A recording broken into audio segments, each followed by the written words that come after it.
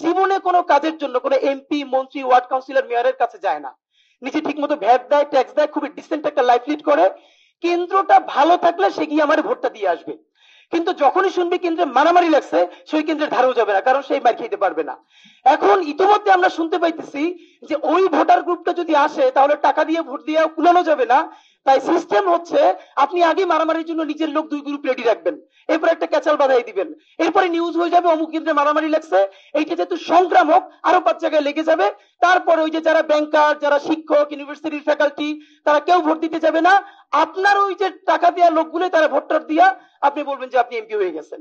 তো আমাদের জন্য এবার সব থেকে যেটা গুরুত্বপূর্ণ ব্যাপার সেটা হলো এই ডিসেন্ট ভোটাররা যারা ভোট দিতে চায় তাদের জন্য পরিবেশ তৈরি করা। এবং এখন নির্বাচন কমিশন এই যে বলতেছে যে ইয়েলো জোন করবে, এই জোন করবে, নির্বাচন কমিশন বলেছে কোনো পোস্টার লাগানো যাবে না, বিলবোর্ড লাগানো যাবে না।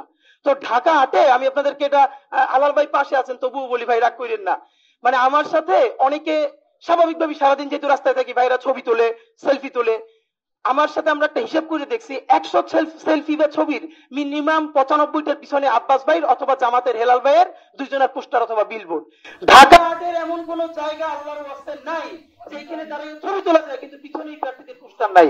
ভাই আমি গরিব মানুষ, আমার 2টা পোস্টার লাগাবো এখন কই? তো পোস্টার তো বৈধ, তো এখন নির্বাচন কমিশন বলছে কি পোস্টার লাগানো যাবে না, তাহলে আপনি পোস্টার অপসারণ করতে পারতেছেন না কেন? 7 দিন সময় দিতে তুলে ফেলেন। তাহলে আমি বলতে চাই পলিটিক্যাল কালচার, এখন সিটি কর্পোরেশন আইসা যে বিলবোর্ড খুলবে, পোস্টার লাগাবে, সিটি কর্পোরেশনের তো টাকা দিছি আমরা সবাই, সে কি আব্বাস ভাই আর হেলাল ভাই পোস্টার লাগানোর জন্য পেইড করা হয়েছে? যে পোস্টার লাগাইছে তাকে খুলতে হবে, আমি পোস্টার লাগাইলে আমি খুলবো। এবং আপনি যদি সাহস থাকে আপনি কইরে দেখান, সময় দিছি 3 দিন, হেলাল সাহেব, আব্বাস সাহেব, এক্স ওয়াই জেড যত সাহেব, ওসমান সাহেব, আদি সাহেব, পোস্টার যারা লাগাইছো সব পোস্টার 3 দিনের মধ্যে নামাবা, না নামলে প্রার্থীতে বাদ